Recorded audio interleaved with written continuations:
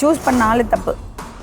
உன பேசுக்கு நான் வாய் தொண்டு பேசுடா ஒழுங்கா வாயின்னு சொல்லுடா. எதுவுமே பேசல. இதுதான் என் வாழ்க்கை. நான் இப்படிதான் இருப்பேன். அவ்வளவுதான். திருந்தணும்னு நீ அதுல இருந்து நான் ஏன் திருந்தணும்? நான் ஏன் அடுத்தையும் சொல்லி திருந்தணும்? நான் இப்படிதான் இருப்பேன். அவ்வளவுதான். போ அப்பனா சொல்லிட்டேன். போ கிளம்பு. நீ தானே என் கூட பழகுன. நீ தானே என் கூட வந்த. ரோட்ல போறியா? ஏன் ரோட்ல போய் இந்ததே இல்ல பேசந்தே இல்ல. நான் ரோட்ல தான் போறேன். ரோட்ல தான் எனக்கு வீடு வாசல்ல கிடையாது. அம்மா வா அப்பனா சொல்லுமா. உன் வீட்ல இருப்பேன்டா நானே. உன் வீட்ல வந்து இருப்பேன். அவங்க என்னமா சொன்னாங்க?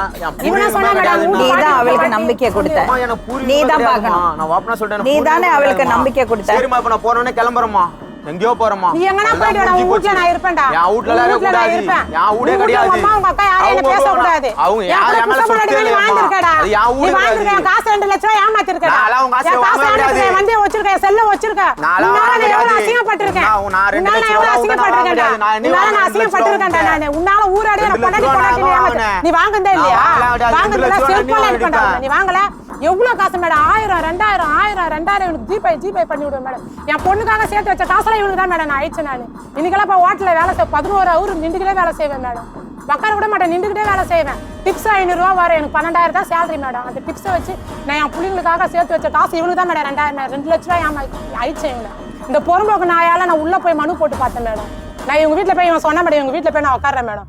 என்ன பொண்டாட்டியான யூஸ் பண்ணிக்கணும். அவங்க ஊருக்கு தெரியும், அவங்க பாட்டிக்கு தெரியும், அவங்க அப்பாவுக்கு கூட தெரியும் மேடம். எனக்கு இந்த ஒரு ஹெல்ப் மட்டும் நீங்க பண்ண மேடம். உங்களை நம்பி நான் வந்தேன் மேடம். இந்த ஹெல்ப் மட்டும் எனக்கு பண்ணுங்க. இவனால எனக்கு அத கூடாது. இந்த ஹெல்ப் மட்டும் எனக்கு பண்ணுங்க மேடம். வீட்டுக்கு அட்வொகேட் சரவணா கொஞ்சம் போடுங்களேன். சார் வணக்கம். மேடம் வணக்கம் மேடம். அட்வொகேட் சரவணன் பேசுறாரு. சார் இங்க ஒரு பொண்ணு வந்திருக்கா.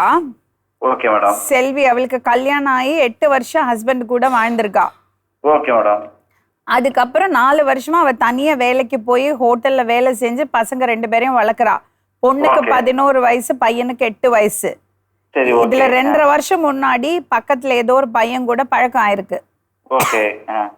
இந்த பொண்ணு தனிமையில இருந்திருக்காலாம். அந்த பையன் 2-3 வாட்டி ரொம்ப கம்பல் பண்ணி அவ கூட பழக பார்த்திருக்கான்னு அவ சொல்றா. ட்ரை பண்ணா. அப்புறம் 2 பேருக்கும் கனெக்ஷன் ஆயிடுத்து. பழகி இருக்காங்க, ஊரை சுத்தி இருக்காங்க, எல்லாமே பண்ணியிருக்காங்க.